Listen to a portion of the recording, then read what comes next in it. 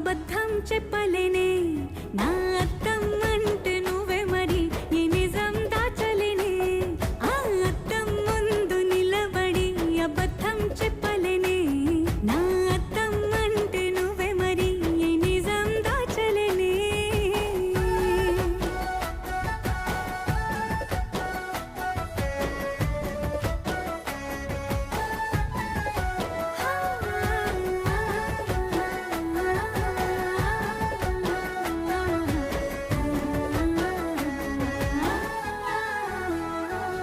నీకు నచ్చిన సంగీతం ఏంటి? నీ చెప్పుల సవ్వడి